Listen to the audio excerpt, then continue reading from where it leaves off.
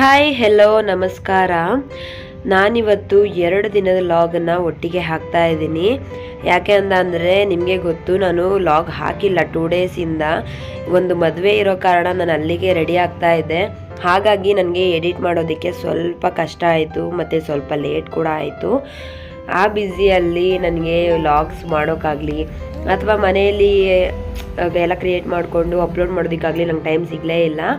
ಹಾಗಾಗಿ ನಾನು ಇವತ್ತು 2 ದಿನದ ಲಾಗ್ನ ಒಟ್ಟಿಗೆ ಹಾಕ್ತಾ ಇದ್ದೀನಿ.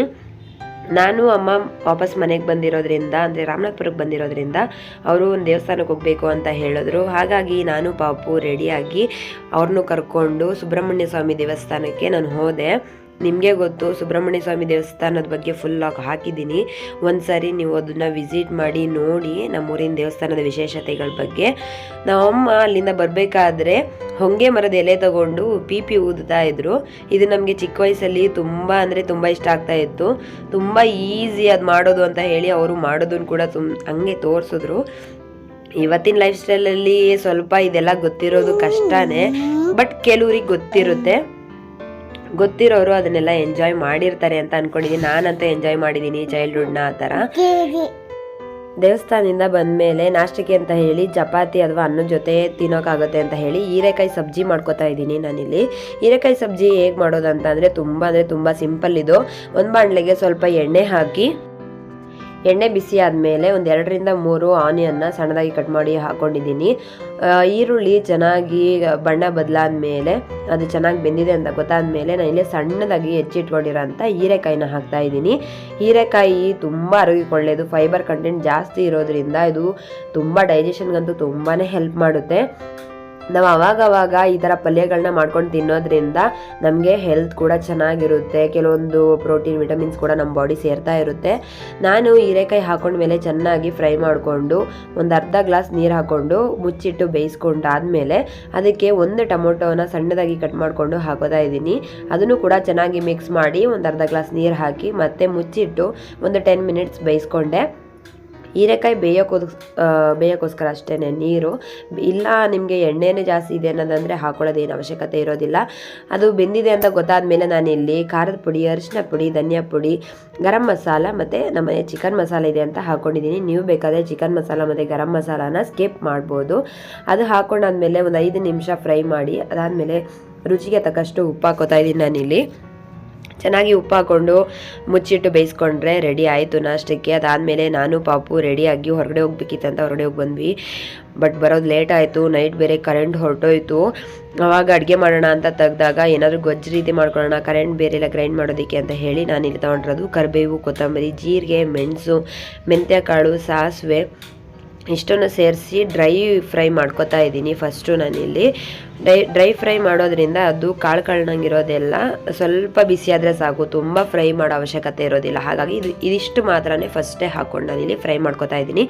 ಇದ್ರ ಜೊತೆ ನೀವು ಯಾವುದು ಬೇಕಾದರೂ ಐಟಮ್ಸ್ಗಳನ್ನ ಆ್ಯಡ್ ಮಾಡ್ಕೋಬೋದು ಅಥವಾ ಸ್ಕಿಪ್ ಮಾಡ್ಕೋಬೋದು. ನಾನಿಲ್ಲಿ ಟೊಮೊಟೊ ಖಾರ ಅನ್ನೋ ಥರದ್ದು ಮಾಡ್ಕೋತಾ ಇದ್ದೀನಿ ನಾನಿಲ್ಲಿ. ಜೊತೆಗೆ ಜೀರಿಗೆ ಮೆಣಸು ಹಾಕೋದ್ರಿಂದ ಶೀತ ಕೆಮ್ಮು ಆಗೋದಿಲ್ಲ. ಹಾಗಾಗಿ ಜೀರಿಗೆ ಮೆಣಸನ್ನು ಹಾಕ್ಕೊಂಡು ಫ್ರೈ ಮಾಡ್ಕೊಂಡಿರೋದು. ಬೇಡ ಅನ್ನೋರು ಸ್ಕಿಪ್ ಮಾಡ್ಬೋದು.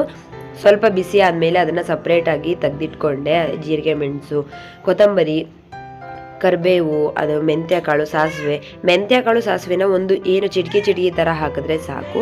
ಅದಾದಮೇಲೆ ಎತ್ತಿಟ್ಕೊಂಡಾದ್ಮೇಲೆ ನಾನು ಮತ್ತೆ ಅದೇ ಬಾಣಲಿಗೆ ಸ್ವಲ್ಪ ಎಣ್ಣೆ ಹಾಕ್ಕೊಂಡು 2 ರಿಂದ 3 ಸ್ಪೂನ್ ಎಣ್ಣೆ ಹಾಕ್ಕೊಂಡೆ. ಅದಕ್ಕೆ 1-2 ಬೆಳ್ಳುಳ್ಳಿ ಮತ್ತು 1 ಇಂಚು ಶುಂಠಿ ಆಗೋಷ್ಟನ್ನ ಫಸ್ಟು ಹಾಕ್ಕೊಂಡು ಚೆನ್ನಾಗಿ ಫ್ರೈ ಮಾಡಿಕೊಂಡೆ. ಅದಾದಮೇಲೆ ಒಂದು 10 ಒಣಮೆಣ್ಸಿನ್ಕಾಯಿನ ಹಾಕ್ಕೊಂಡು ನಾನಿಲ್ಲಿ ಫ್ರೈ ಮಾಡ್ತಾ ಇದ್ದೀನಿ. ಇದನ್ನೆಲ್ಲ ಎಣ್ಣೆಲಿ ಯಾಕೆ ಫ್ರೈ ಮಾಡ್ತೀವಿ ಅಂತ ಅಂದರೆ ಇದು ಇಲ್ಲೇ ಬೇಯಬೇಕು. ಇದು ಚೆನ್ನಾಗಿ ಖಾರ ರೆಡಿ ಆಗಬೇಕಂತ ಅಂದರೆ ಅದು ಗ್ರೈಂಡ್ ಮಾಡ್ತೀವಲ್ವ, ಗ್ರೈಂಡ್ ಮಾಡೋದಕ್ಕೂ ಮೊದಲೇ ಇದು ಬೇಯೋದ್ರಿಂದ ಗ್ರೈಂಡ್ ಮಾಡಾದ್ಮೇಲೆ ಬೇಕಾದರೆ ಒಗ್ಗರಣೆ ಹಾಕೋಬೋದು, ಇಲ್ಲ ಅಂದರೆ ಒಗ್ಗರಣೆ ಹಾಕೊಳ್ಳೋ ಅವಶ್ಯಕತೆ ಇರೋದಿಲ್ಲ. ಚಪಾತಿ, ಅನ್ನ ಎಲ್ಲದಕ್ಕೂ ತುಂಬಾ ಚೆನ್ನಾಗಿರುತ್ತೆ. ರೊಟ್ಟಿಗಂತೂ ತುಂಬಾ ಚೆನ್ನಾಗಿರುತ್ತೆ. ನೀವು ಕೂಡ ಟ್ರೈ ಮಾಡಿ ನೋಡಿ. ನಾನಿಲ್ಲಿ ಒಣಮೆಣ್ಸಿನ್ಕಾಯಿ ಎಲ್ಲ ಹುರಿದಾದ್ಮೇಲೆ ಅದರೊಳಗಡೆಗೇ 1-2 ಈರುಳ್ಳಿನ ಸ್ಲೈಸ್ ಮಾಡಿ ಹಾಕ್ಕೊಂಡಿದ್ದೀನಿ. ಇದು ಕೂಡ ಅಷ್ಟೇ ಬಣ್ಣ ಹೋಗೋ ಥರ ಮತ್ತು ಹಸಿ ಸ್ಮೆಲ್ ಹೋಗೋ ಥರ ಚೆನ್ನಾಗಿ ಫ್ರೈ ಮಾಡ್ಕೊತಾ ಇದ್ದೀನಿ. ಮಧ್ಯದಲ್ಲಿ ಗ್ಯಾಪ್ ಆಗ್ತಾ ಇದೆ ಅಂತ ಬೇಜಾರು ಮಾಡ್ಕೋಬೇಡಿ. ಕರೆಂಟ್ ಇಲ್ಲದೇ ಇರೋ ಕಾರಣ ನಾನು ಇಲ್ಲಿ ಲೈಟ್ಸ್ನ ಉಪಯೋಗಿಸಿದ್ದೀನಿ. ಹಾಗಾಗಿ ಅದು ಫ್ಲ್ಯಾಶ್ ಲೈಟ್ ಆನ್ ಆಗ್ತಾ ಇದೆ ಅಷ್ಟೇ. ನನಗೆ ಕರೆಂಟ್ ಹೋದರೂ ಕೂಡ ಈ ವಿಡಿಯೋ ಮಾಡ್ಕೊಳ್ಳೋದು ತುಂಬಾ ಕಷ್ಟ ಆಗೋಯಿತು. ಹೊಸ ರೆಸಿಪಿ ಅಲ್ವಾ, ಹಾಗಾಗಿ ನಾನು ರೆಡಿ ಮಾಡಿಕೊಂಡೆ ಅಷ್ಟೇ. ನಾನು ಈರುಳ್ಳಿ ಎಲ್ಲ ಬೆಂದಾದ್ಮೇಲೆ ಒಂದು 3-4 ಟೊಮೊಟೊನ ನಾನಿಲ್ಲಿ ಸ್ಲೈಸ್ ಕಟ್ ಮಾಡಿಕೊಂಡು ಹಾಕೋತಾ ಇದ್ದೀನಿ. ಇದು ಅಷ್ಟೇ ಚೆನ್ನಾಗಿ ಅದು ಸ್ಮ್ಯಾಶ್ ಆಗಬೇಕು ಆ ಥರ. ಸೊ ಅದೇ ನೀರು ಬಿಟ್ಕೊಳ್ಳುತ್ತೆ, ಬೇಕಾದರೆ ನೀವು ನೀರು ಹಾಕೋಬೋದು. ನೀರು ಹಾಕದೆ ಮಾಡೋದು ತುಂಬಾ ರುಚಿಯಾಗಿ ಬರುತ್ತೆ ಮತ್ತು ತುಂಬ ದಿನ ಇಡ್ಬೋದು ಈ ಗೊಜ್ಜನ್ನ. ಅದಾದಮೇಲೆ ಅಷ್ಟನ್ನು ಸೇರಿಸ್ಬಿಟ್ಟು ಗ್ರೈಂಡ್ ಮಾಡಿಕೊಂಡು ನಾನಿಲ್ಲಿ ಒಗ್ಗರಣೆ ಹಾಕೋತಾ ಇದ್ದೀನಿ. ತುಂಬ ಅಂದರೆ ತುಂಬ ಟೇಸ್ಟಾಗಿ ಬರುತ್ತೆ. ಇದು ನೆಕ್ಸ್ಟ್ ಲಾಗ್ ಇದು. ಅದಕ್ಕೆ ನಾನು ಬೆಳಿಗ್ಗೆ ನಾಷ್ಟಕ್ಕೆ ನಮ್ಮ ಯಜಮಾನ್ರಿಗೆ ಚಿತ್ರಾನ್ನ ಮಾಡಿಕೊಟ್ಟೆ. ನಮಗೆ ಅದೇ ಚಟ್ನಿ ಇರೋದ್ರಿಂದ ಚಪಾತಿ ಮಾಡ್ಕೊಂಡ್ವಿ. ಅದಾದಮೇಲೆ ಅಮ್ಮ ಮನೇಲಿರೋದ್ರಿಂದ ನನಗೆ ಹೇರ್ ಪ್ಯಾಕು ಮತ್ತು ಫೇಸ್ ಪ್ಯಾಕ್ ಮಾಡ್ಕೊಡ್ತೀನಿ ಅಂತ ಹೇಳಿದ್ರು. ಹಾಗಾಗಿ ನಾನಿಲ್ಲಿ ಹೇರ್ ಪ್ಯಾಕಿಗೆ ಮೆಂತ್ಯ ಕಾಳನ್ನ ನೆನೆಸಿಟ್ಟಿದ್ದೆ ಮತ್ತು ಕರಿಬೇವನ್ನು ನೆನೆಸಿಟ್ಟಿದ್ದೆ, ಅದೆರಡನ್ನೂ ಹಾಕೋತಾ ಇದ್ದೀನಿ. ಮತ್ತು ಒಂದು 3 ಇಂಚಷ್ಟು ಅಲೋವೆರಾನ ತೊಗೊಬಂದಿದ್ದೆ, ಅದನ್ನು ಕೂಡ ನಾನಿಲ್ಲಿ ಬಿಡಿಸಿ ಮೇಲ್ಗಡೆ ತೆಗೆದಿಟ್ಕೊಂಡು ಒಳಗಡೆ ತಿರುಳನ್ನ ಮಾತ್ರ ಹಾಕೋತಾ ಇದ್ದೀನಿ. ಒಂದು 3 ದಾಸವಾಳದ ಎಲೆ, 1 ದಾಸವಾಳ ಹೂವು ಮತ್ತು ಎಗ್ ವೈಟ್ ಮಾತ್ರ ಹಾಕೋತಾ ಇದ್ದೀನಿ. ನಾನಿಲ್ಲಿ ಎಲ್ಲೋನ ಹಾಕೋತಾ ಇಲ್ಲ. ಎಗ್ ವೈಟ್ ಹಾಕೊಳ್ಳೋದ್ರಿಂದ ಪ್ರೋಟೀನ್ ನಮ್ಮ ಹೇರ್ಗೆ ತುಂಬಾ ಅವಶ್ಯಕತೆ ಇದೆ ಅಲ್ವಾ, ಅದನ್ನು ಇದು ಒದಗಿಸುತ್ತೆ. ಪ್ರೋಟೀನ್, ಹೆವಿ ಪ್ರೋಟೀನ್ ಇರೋದೇ ಮೊಟ್ಟೆಯಲ್ಲಿ ಕೂಡ, ಹೇರ್ಗಾಗಲಿ ಫೇಸ್ಗಾಗಲಿ. ಅದಷ್ಟನ್ನು ಹಾಕ್ಕೊಂಡು ಗ್ರೈಂಡ್ ಮಾಡಿಕೊಂಡ್ರೆ ಆಯಿತು. ಈ ಥರ ಚೆನ್ನಾಗಿ ತಲೆ ಒಳಗಡೆಗೆ, ಕೂದಲು ಒಳಗಡೆಗೆಲ್ಲ ಹಾಕ್ಕೊಂಡು ಮಸಾಜ್ ಮಾಡಿದ್ರಾಯಿತು. ನಾನಿಲ್ಲಿ ಮತ್ತೆ ಫೇಸ್ ಪ್ಯಾಕಿಗೆ ರೆಡಿ ಮಾಡ್ಕೊತಾ ಇದ್ದೀನಿ. ಫೇಸ್ ಪ್ಯಾಕಿಗೆ ಒಂದು ಬೌಲ್ಗೆ ಒಂದು 3 ಸ್ಪೂನ್ ಗಟ್ಟಿ ಮೊಸರು, ಅದಕ್ಕೆ ಒಂದು ಅರ್ಧ ಸ್ಪೂನ್ ಅರಿಶಿನ ಪುಡಿ, ಒಂದು 3-4 ಡ್ರಾಪು ಟೊಮೊಟೊ ರಸ ಹಾಕ್ಕೊಂಡು ಚೆನ್ನಾಗಿ ಮಿಕ್ಸ್ ಮಾಡ್ಕೊತಾ ಇದ್ದೀನಿ. ಇದನ್ನು ಹಚ್ಚೋದ್ರಿಂದ ಮುಖ ತುಂಬ ಅಂದರೆ ತುಂಬಾ ಸಾಫ್ಟಾಗಿ ಬರುತ್ತೆ.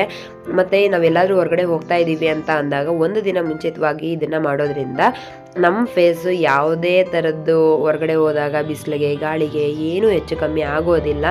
ಇನ್ಫೆಕ್ಷನ್ಸ್ ಏನೂ ಆಗೋದಿಲ್ಲ. ಅದಾದಮೇಲೆ ಎಲ್ಲ ಸ್ನಾನ ಮಾಡಿ ಫ್ರೆಶ್ ಆಗಿ ರೆಡಿ ಆದ್ವಿ. ನಾಳೆ ಮದುವೆ ಇರೋದ್ರಿಂದ ನಮ್ಮ ಕಡೆಯವ್ರದ್ದೊಬ್ರದ್ದು ಹೊರಗಡೆ ಹೋಗ್ಬೇಕಿತ್ತು, ಹೊರಗಡೆ ಹೋಗಿ ಶಾಪಿಂಗ್ ಇತ್ತು, ಹಾಗಾಗಿ ಅಲ್ಲಿಗೆ ಹೋಗಿದ್ವಿ. ನಮ್ಮ ಯಜಮಾನರದು ಫೋನ್ ಹೊಡೆದೋಗಿತ್ತು, ಹಾಗಾಗಿ ನಾವು ಅವರಿಗೆ ಹೊಸ ಫೋನ್ ತೊಗೋಬೇಕಾಗಿತ್ತು ಅಂತ ಹೇಳಿದರು. ಅಲ್ಲಿಗೆ ಹೋಗಿ ಫೋನ್ ತೊಗೊಂಡ್ರು, ವಿವೋ V30 ತೊಗೊಂಡ್ರು. ನಂಗೆ ತುಂಬ ಅಂದರೆ ತುಂಬಾ ಖುಷಿ ಆಯಿತು ಅವ್ರು ಫೋನ್ ತೊಗೊಂಡಿದ್ದು. ಅವ್ರ ಹತ್ರ ಫೋನ್ ಯಾಕೋ ನಿಲ್ತಾನೇ ಇಲ್ಲ. ಯಾವಾಗಲೂ ಅವರು ಕೆಲಸ ಮಾಡೋದ್ರಿಂದ ಟೊಮೊಟೊ ಗಾಡಿ ಹೋದಾಗಲಾಗಲಿ, ಇಲ್ಲ ಈಗ ಬಾರ್ಗೆ ಹೋಗ್ತಾ ಇರೋವಾಗಲಿ ಬೇಗ ಹೊಡೆದೋಗುತ್ತೆ ಅವ್ರ ಹತ್ರ. ಹಾಗಾಗಿ ಈ ಸರಿನೂ ಅದೇ ಥರ ಆಯಿತು. ಬಟ್ ಅದಕ್ಕೆ ಡಿಸ್ಪ್ಲೇ ಹಾಕ್ಸೋದಕ್ಕಿಂತ ಹೊಸ ಮೊಬೈಲೇ ತೊಗೊಳೋದು ಬೆಟರ್ ಅಂತ ಹೇಳಿ ಅವರು ಹೊಸ ಮೊಬೈಲ್ ತೊಗೊಂಡಿದ್ದು.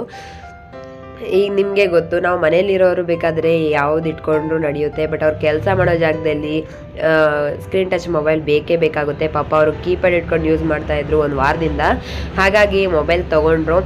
ತುಂಬ ಅಂದರೆ ತುಂಬ ಚೆನ್ನಾಗಿದೆ ಫೀಚರ್ಸು. 256 GB ರೋಮು, 8 GB ರ್ಯಾಮಲ್ಲಿ ವಿವೋ V30 ತೊಗೊಂಡಿದ್ದಾರೆ. ಫೀಚರ್ಸ್ ಅಷ್ಟೇ, ಒಳಗಡೆ ತುಂಬ ಅಂದರೆ ತುಂಬಾ ಚೆನ್ನಾಗಿದೆ.